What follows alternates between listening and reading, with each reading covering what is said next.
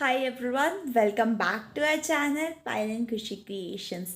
So I hope you all must be doing good.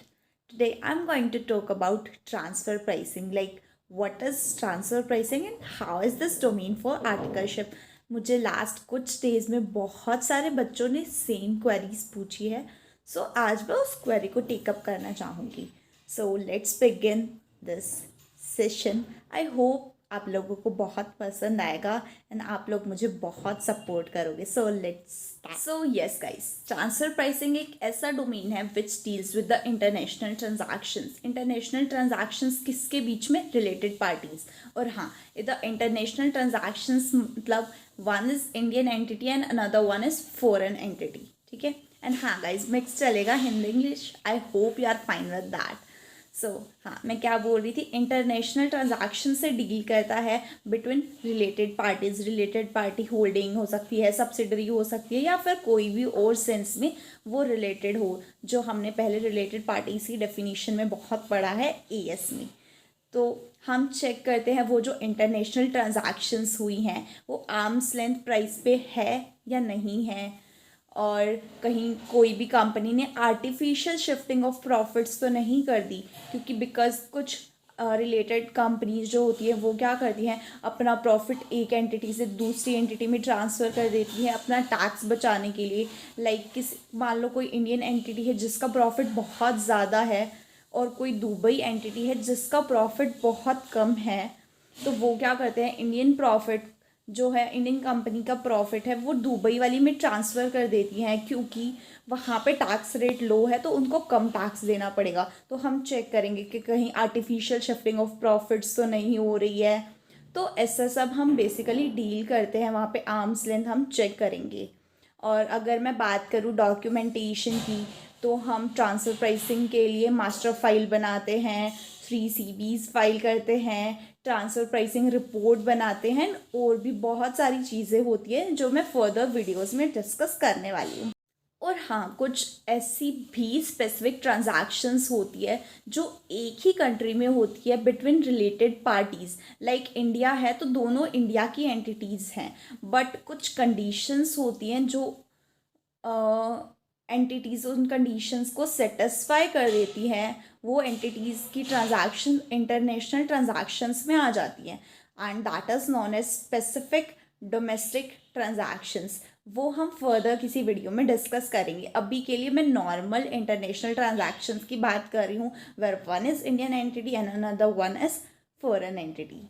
So proceeding further, मैं एक और question take up करती हूँ विच वॉज कि how is this domain for articleship. हमें ये डोमेन लेनी चाहिए, नहीं लेनी चाहिए, हमें इसमें आर्टिकलशिप करनी चाहिए, नहीं करनी चाहिए, कैसा क्या होता है. बीइंग द वन जो ट्रांसफ़र प्राइसिंग में आर्टिकलशिप कर रही है, मैं बोल सकती हूँ कि हाँ बहुत अच्छा डोमेन है, आप सब भी करो, बट मैं ऐसा नहीं बोलूँगी. I would give an honest review which I मैं बोल सकती हूँ कि मैंने अपनी ऑब्जर्वेशन से पता किया, and that is my point of view. सबका अपना अपना पॉइंट ऑफ व्यू हो सकता है. So talking about my point of view, I would say कि ये बहुत ज़्यादा अच्छा डोमेन है टू वर्क, बट एक पॉइंट ऑफ टाइम के बाद आपको एक हिंड्रेंस आ सकती है अगर आपको स्विच करना है किसी और फर्म में.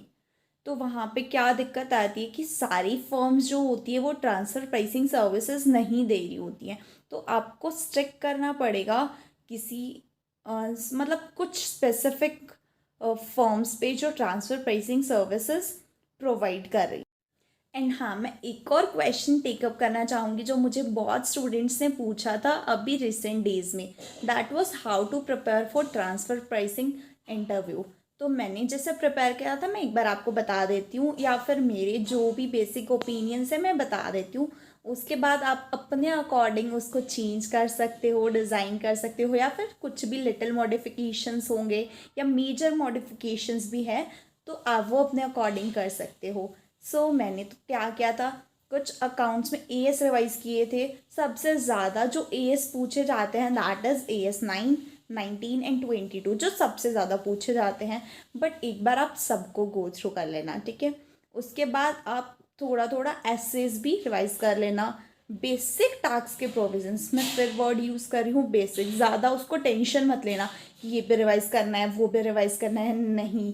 आप बेसिक रिवाइज करना। वो आपसे केस स्टडी के फॉर्म में पूछते हैं कि आप अपनी एनालिटिकल स्किल्स कितनी अप्लाई करते हो। ऐसा नहीं है कि आपने प्रोविजंस रट लिए तो आपका हो गया करके, नहीं।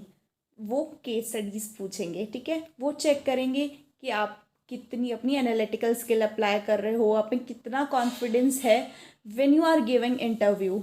अगर आपको आंसर नहीं आता तो आप कैसे आंसर करते हो, तो वो चीज़ वो लोग चेक करते हैं। मेरा जो इंटरव्यू था उसमें मुझसे ट्रांसफ़र प्राइसिंग से रिलेटेड एक पर्टिकुलर क्वेश्चन भी नहीं पूछा।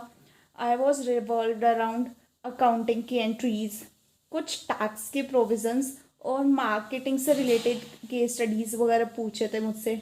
और इसके अलावा जैसे मैंने प्रिपेयर किया था एक ट्रांसफ़र प्राइसिंग की कुछ बेसिक क्वेश्चंस हैं जो किसी ने लिंक्डइन पे पोस्ट कर रखे थे, मैंने उनको रिकमेंड करा था, मतलब मैंने उनको टेकअप करा था। और आई वुड रिकमेंड कि दैट इज़ इनफ अगर कोई ट्रांसफ़र प्राइसिंग का इंटरव्यू दे रहा है।